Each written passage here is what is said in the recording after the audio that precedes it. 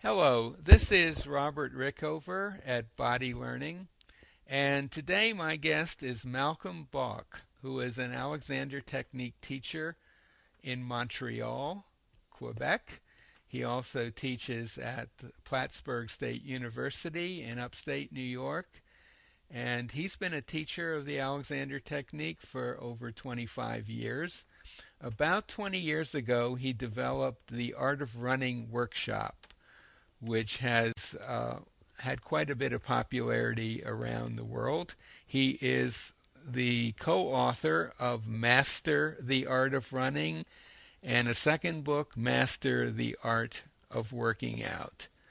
And in this talk, we're going to discuss the question of how the Alexander Technique can be useful for runners. Malcolm, welcome to the show. It's great to be here, Ron. Malcolm, could you begin by just providing a very short description or definition of the Alexander Technique?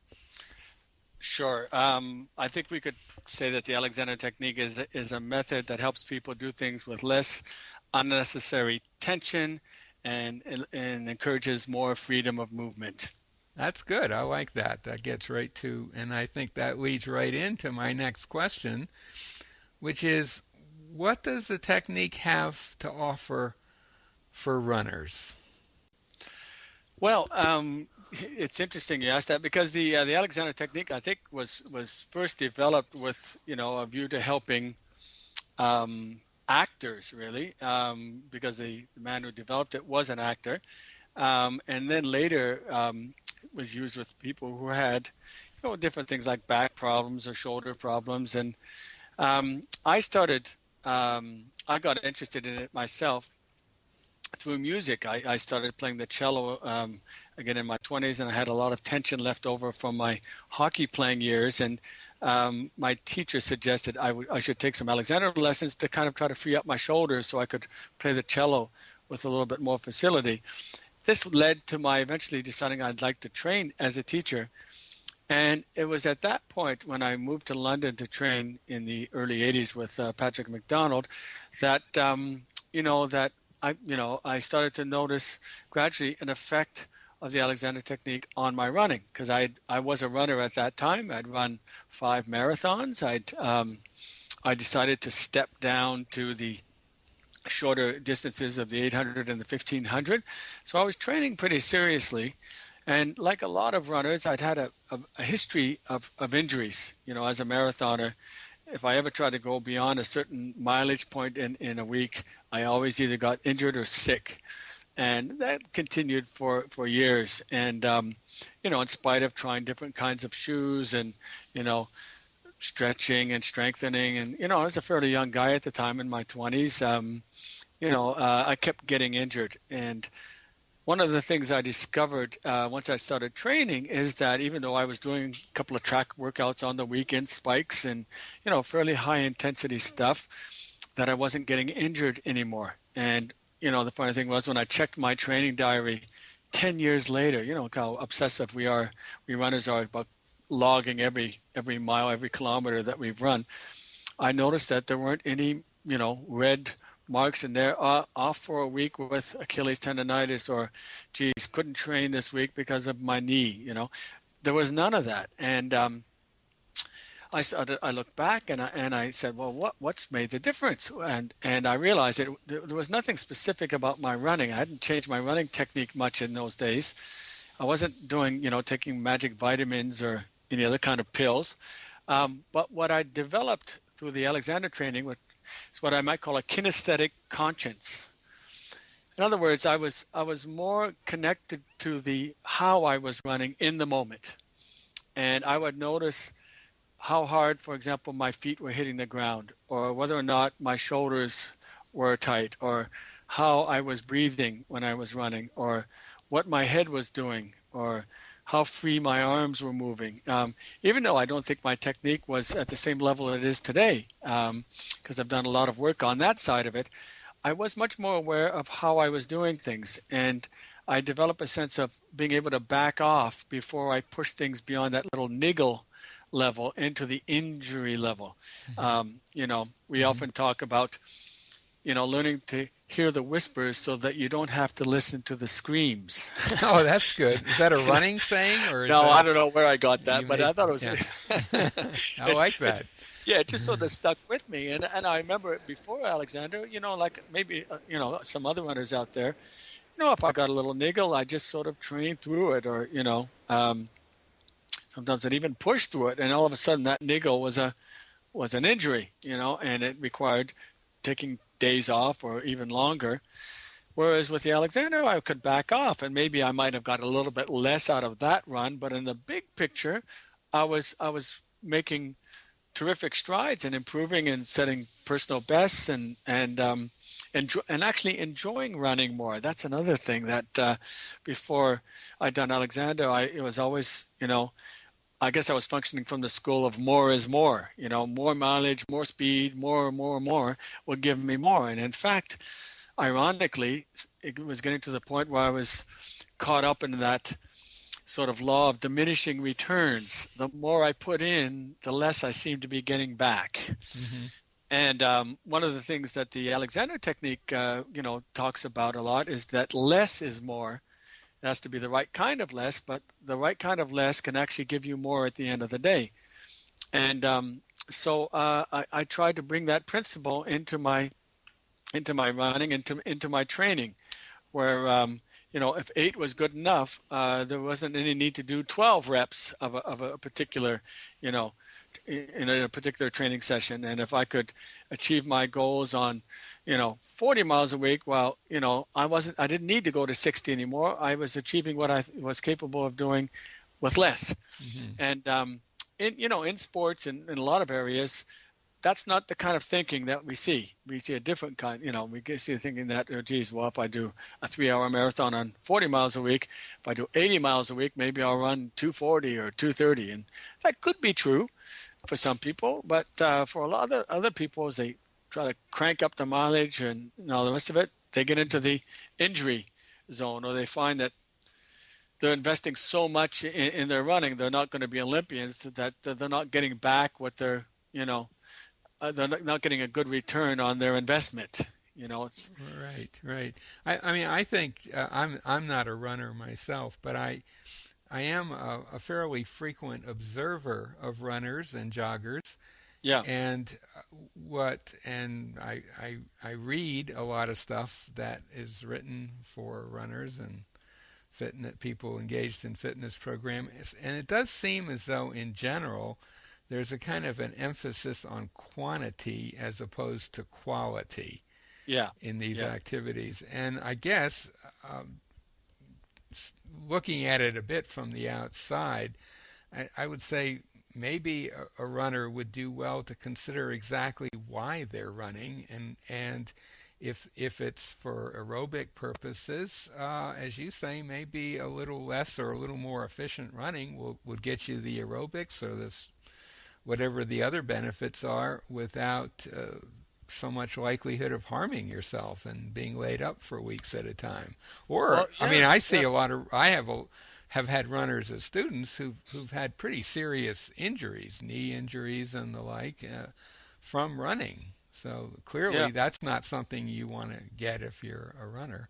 Exactly. If you get injured, you don't improve. It's that simple. So, sometimes it pays to train a little bit less hard and keep training, and maybe progress a little bit more slowly, but you're still progressing. When you're injured, you not only go down, but then you have to climb out of that valley of injury and try to, and that sometimes sets up kind of fear of, re-injury, or, or you come back, you try to come back too fast and too hard, and the other thing too is that sometimes you can do more. Like I've experimented with running more mileage, and in fact, in my 50s, I was able to sort of run 100 kilometers a week, which I was never able to do in my 20s or in my 30s.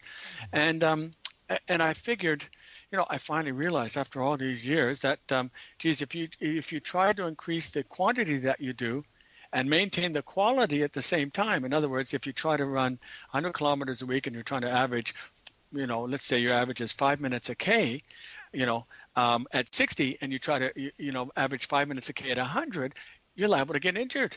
So I started using the heart rate monitor a little bit later on, saying, okay, if I keep my heart rate down under, I think the magic number they talk about these days for easy aerobic running is somewhere around 70 to 75% of your maximum heart rate. Now, for a lot of us, when you run at 70 or 75%, it doesn't even feel like running. It feels like walking. Hmm. And, and you feel like you're a bit of a wussy out there. Anyway, I tried it as an experiment and I was able to run 100 kilometers a week. I went from 40 kilometers a week to 100 kilometers a week overnight, which goes against the principle of don't increase more than 10% a week. But I did it at a very easy pace where I had plenty of time to pay attention to how I was running, notice any little niggles, any little aches or pains. If I've got something and I needed to walk, I just walked. I mean, I felt like I wasn't running much faster than a walk.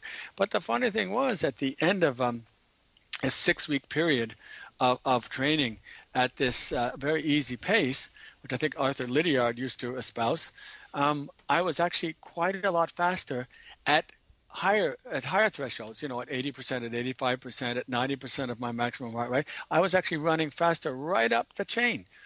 And it involved a great deal of what we would call in the Alexander world inhibition, which is simply means not reacting to your first impulse. And the impulse when you're running, of course, is always, especially if you're competitive, is to go hard. And I kept having to hold myself back. It's what a good marathoner has to do. In fact, to run well is to hold back over the first 20 miles. As we all know, the race starts at 20 miles. And if you go fast in the first 6, you tend not to go too fast in the last. I mean, there's a lot of bitter experiences out there, my own included, about, running a marathon way too fast in the first, 10 kilometers and paying a miserable price for it in the last 10. Anyway, I used that in my training and I was able to achieve more in my, at the age of 54 than I could achieve at the age of 24, which is, I always treat myself as a bit of an experiment. So I started advocating that a little bit in my workshops, that people should try the old long, slow distance sometimes, but do it intelligently, do it with good form. Maybe we could say something about the Alexander technique and form, and use a lot of inhibition, a lot of that kind of patience and restraint, and see where it gets you. And everybody comes back and after the first week and they're whining and they're moaning and they're saying, "Oh God, this is awful. I can't run this slow," and then. And I consistently get feedback 6 weeks later or 8 weeks later when they run their race. "Oh, I ran that race for the first time without injury. I was 4 minutes faster. I enjoyed the race. The payoffs are enormous, Hmm. So, Hmm. but So it goes, it's an example. It sounds like it's an example of reaching your goal, which I assume in these cases would be longer runs, faster speeds, but reaching it by not trying to get to the goal directly, which is sort of, or the obvious way, but to use some intelligence to kind of sneak around the problems and get to the goal more successfully in an indirect way, which yeah, of course is very very much in line with basic Alexander technique ideas. I wonder, I'd like to talk in a moment about your workshops, but before we do that, I'd like to ask you what happens if a student comes to you who wants some Alexander help with their running, among perhaps other things. How would you actually work with an individual student? What sort of things would you show them that they might not be able to get in other ways than, say, the Alexander technique? Or putting it another way, yeah. what's unique about the Alexander approach to something like running? Well, that's a good question, and I'm always, the more you do something, the more you think, less you think you know, and I'm starting to feel that way, even though I've been teaching now for over 25 years and applying the Alexander technique to running for the same amount of time. So we're now into up to 30 years. I feel like I know less and less every day, and I'm always shocked and pleasantly surprised when I suggest something to somebody and they go, "Oh my God, that changes everything I've been doing." So I'll give you a simple example. Runners oftentimes are not really thinking about anything except their legs when they're running. I mean, Right, right. the running doesn't get much above the hip joint, or the waist, depending on where they think their hip joint is. So when I tell them that when you're running, there's an external direction which is sort of more horizontal, that the direction that you're going. Okay, so that's sort of towards the target, let's say. Right. And then there's also an internal direction, which is the direction in which your spine is pointing, and you need to maintain both. And they go, what does that mean? And I say, well, look, your head leads your spine. So if you actually think about aiming yourself upwards, so that you're getting a little bit of upward direction in your body as opposed to just forward direction in your body, you run lighter, you run taller. And running coaches are always harping about running tall. Every school of running that you come across always says, listen, you've got to run with a long spine, a neutral spine, run tall. They say it in different ways. The Alexander technique is extremely efficient and successful at actually getting people to lengthen their bodies, to lengthen their spines in a way which doesn't create a lot of side effects. And that's one of the problems with a lot of approaches out there, is that they create side effects. So you get people tucking the pelvis under, and that creates, the back gets pulled back at that point. And then you got to tighten up your stomach to keep your back from pulling back, and then you can't breathe very well. But they'll say, well, look how tall he looks. Right. But it hasn't increased their freedom at all. In fact, they feel tight when they run. And unless you're extremely motivated, you're not going to maintain that.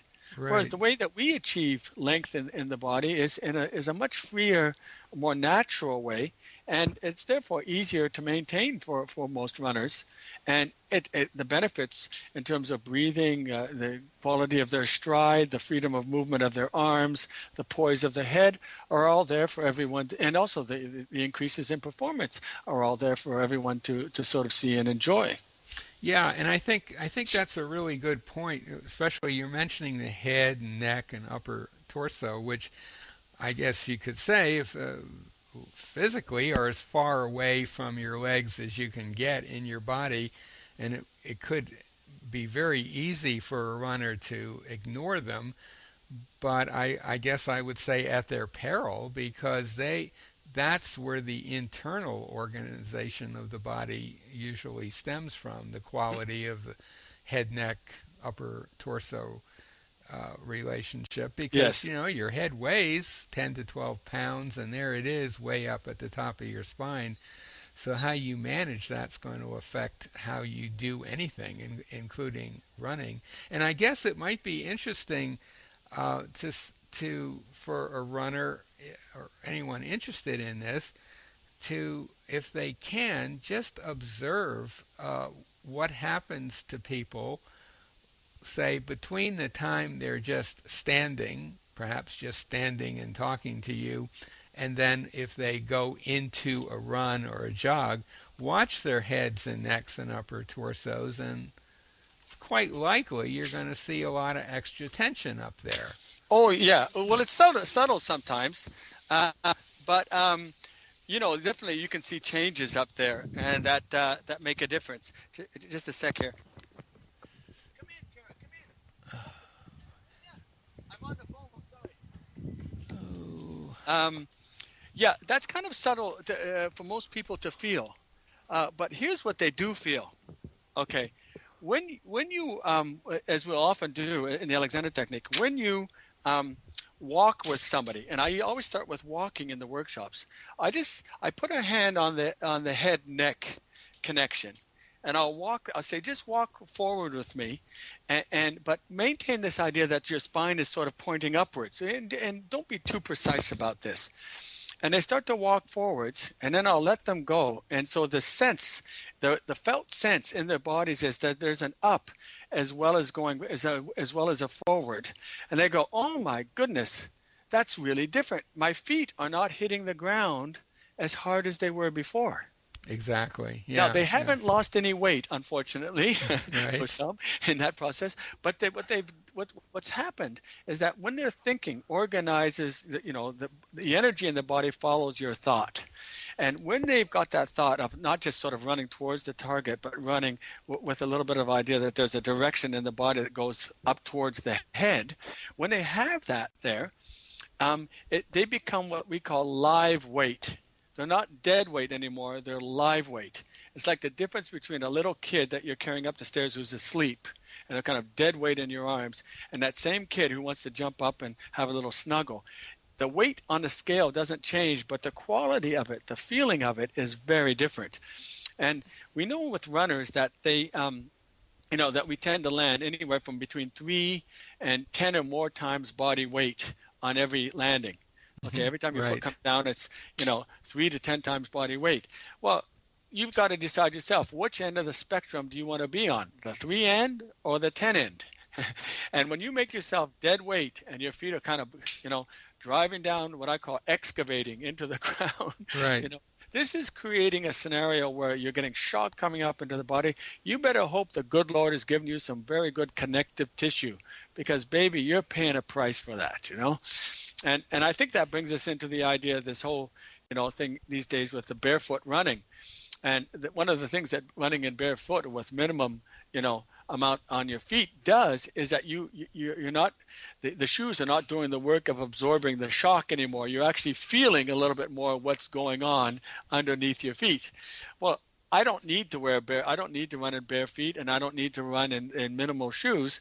Through my Alexander training and awareness, I can feel and I can hear what my feet are doing on the ground. I can sense when I'm excavating, and I know how, and I teach people how to think so that they stop doing that. Hmm. Hmm. And I think that makes. I mean, I remember one chap in a workshop, I could hear his feet hitting the ground. He was 30 meters in front of me. And I ran up beside him. I said, you might want to just think about running a little bit lighter or quieter. And he says, oh, this is much better than what I used to do. I mean, I remember I was running in a half marathon and I slowed down. So I started pounding into the ground to pick up my speed. And I pounded myself into a stress fracture. Well, I didn't notice a whole lot of, didn't see him before, but he was already still pounding pretty heavily. And I don't think he was all that aware of it. Hmm. And that's one of the problems, of course, for runners like anybody else, is that we're not aware of our habits. We all have our own peculiar ways of running. Some of them work for us, some of them work against us. Coaches are always trying to correct people's form a little bit, trying to get people to run a little bit smoother, a little bit easier, a little bit taller. Sometimes we think, runners think that they're actually doing what the coach has asked them to do. More often than not, they're not, and they Hmm. don't know it. Hmm. And one of the things that the Alexander technique helps people do is to sort of know what's going on a little bit more accurately, know what kind of habits that they bring to the running. A very good one, of course, is, I tell runners often, you run like you sit. So just for those of you who are listening to this right now, just become aware of how you're actually sitting. If you are sitting while you're listening to this, are you lengthening or are you sort of collapsing in the chair? Is your energy kind of going up, or do you feel like it's 5:30 on Friday, right? And that kind of energy in your body and that kind of organization and coordination in your body is what you bring out there when you run. So And I assume that on the workshops you teach, you get the people attending to you give them some Alexander information. You get them to do some simple experiments to see how perhaps different ways of thinking about themselves affects how they run. Would that be accurate? yeah, well, I try to help them make a link between the everyday and And the what they do when running, they yeah, run. So there's if because you you're slip gonna and take, collapse, yeah, you breathe poorly when you're sitting at your computer or in your right. car or watching the television. Okay, those habits, that lack of tone in your body, going to the gym a couple times a week and doing your sit-ups isn't doesn't really mitigate the effects of 8 hours a day or more of sitting in a collapsed, pulled in, tight, flaccid kind of way. Hmm. Um, so good running oftentimes starts with being a little bit more conscious of how you're organizing and balancing yourself when you're driving your car or Hmm. Hmm. watching the World Cup. Hmm. We're right in the middle of Hmm. the World Cup now, so I might as well mention that. Go England, go! Right. So, I mean, I guess I would add just from my own experience in working with runners, usually just on the sidewalk in front of my house, just very just a bit of jogging or running. that a lot of runners do are closer to that 10 in that 3 to 10 scale you Yeah, talked about before. So they're doing a tremendous amount of extra work, yeah, and with just a little bit of Alexander direction, little lightning in an upward direction, I guess you could put it. yeah, Um, it might take it from a 10 down to an 8, which still wouldn't be great, but it's pretty easy to notice a lot of yeah, times, both for the teacher and the student. And absolutely. then, of course, Yeah, over time, with a bit of practice, you could get close to the 3. yeah. Um, You I can th- make a change like that fairly quickly and more Very dramatically quickly, than 10 to yes. 8. You can sometimes go from 10 to about, if you ask them to self-rate, on a scale of 1 to 10, where are you now? Oh, that's about a 10. And then you get them just to sort of think up a little bit and have the head be sort of better balanced on top of the spine, and they often say, "Well, that's about a 4 now." That can happen in about 30 seconds. Exactly. It's amazing how fast that can happen. Now, of Yeah. course, it doesn't mean that you just come for one lesson probably and everything's going to be fine, but you can see the direction that you could start moving in if you're a runner Yes. pretty quickly. It's not going to be a subtle thing as it often is with students who don't do an activity like running it, where the changes are more gradual and perhaps less easy to notice.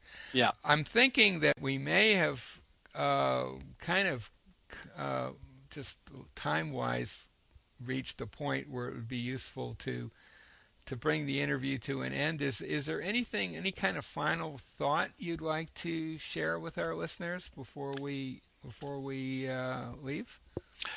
Well, it's interesting. I feel like we're just getting started because I always feel like when I do talk to people, I've got nothing to say, and then after I've talked for a little bit, I realize, oh my God, there's another book that could come out here. But maybe we could do a part two one of these days if there's an interest. I mean, one of the areas that I'd like to talk more about is the whole idea of the schools of running that are out there these days. There's the Chi School and there's the Pose School, and there's different schools out there. Different schools out there these days, and just talk a little bit about how the approach that I've developed with using the Alexander technique, kind of perhaps the links between them and how mechanics are an important factor in running, and that we need to we need to pay a little bit of attention to that, and that can happen, I think, fairly easily, perhaps in a much less complicated way than a lot of the other schools are teaching it these days. And at least that's what I've tried to get across in my workshops, I think with some success.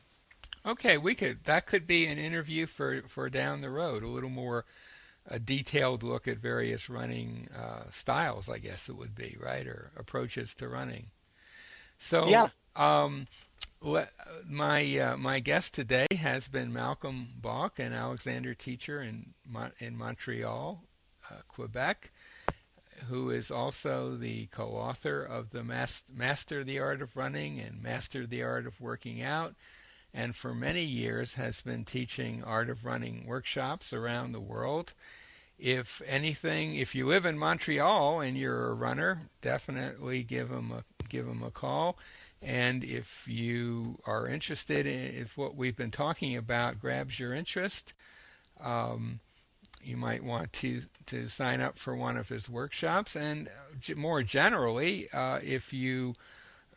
if the ideas we've been talking about appeal to you, you might want to find an Alexander teacher in your area, because even without a specialized running program, an Alexander teacher, even one who doesn't run, like myself, can probably help your running quite a bit.